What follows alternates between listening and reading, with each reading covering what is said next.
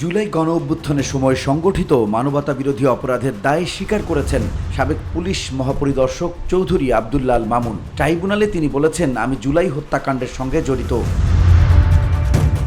জুলাই গণহত্যা চলাকালীন পুলিশ প্রধানের দায়িত্ব পালন করা চৌধুরী আব্দুল্লাহ আল মামুন বলেন, এই মামলায় আমি স্বতঃপ্রণোদিত হয়ে রাজসাক্ষী হতে চাই।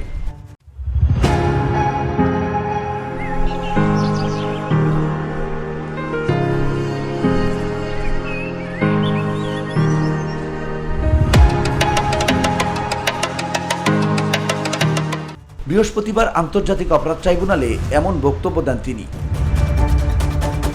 এর কিছুক্ষণ আগে জুলাই গণঅভ্যুত্থানের সময় সংগঠিত মানবতাবিরোধী অপরাধের মামলায় ক্ষমতাচ্যুত সাবেক প্রধানমন্ত্রী শেখ হাসিনা সহ ৩ আসামির বিরুদ্ধে আনুষ্ঠানিক অভিযোগ গঠন করে আদেশ দেয় ট্রাইব্যুনাল। মামলা থেকে আসামিদের অব্যাহতির আবেদন খারিজ করে বিচারপতি মোহাম্মদ গোলাম মর্তুজা মজুমদারের নেতৃত্বাধীন ৩ সদস্যের আন্তর্জাতিক অপরাধ ট্রাইব্যুনাল এ আদেশ দেয়।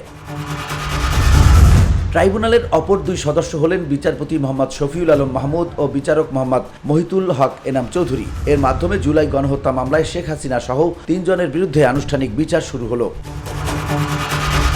এর আগে সকালে জুলাই গণহত্যার মামলায় সাবেক পুলিশ মহাপরিদর্শক চৌধুরী আব্দুল্লাহ আল মামুনকে আন্তর্জাতিক অপরাধ ট্রাইব্যুনালে হাজির করা হয়। গত 12 মে জুলাই আগস্টের গণহত্যার ঘটনায় শেখ হাসিনার বিরুদ্ধে তদন্ত প্রতিবেদন দাখিল করেন তদন্ত সংস্থার কর্মকর্তারা। প্রতিবেদনে জুলাই গণহত্যার নির্দেশদাতা হিসেবে শেখ হাসিনার নাম উঠে এসেছে। হাসিনা ছাড়াও এ মামলার অপর 2 আসামি হলেন সাবেক স্বরাষ্ট্রমন্ত্রী আসাদুজ্জামান খান কামাল ও সাবেক আইজিপি চৌধুরী আব্দুল্লাহ আল মামুন।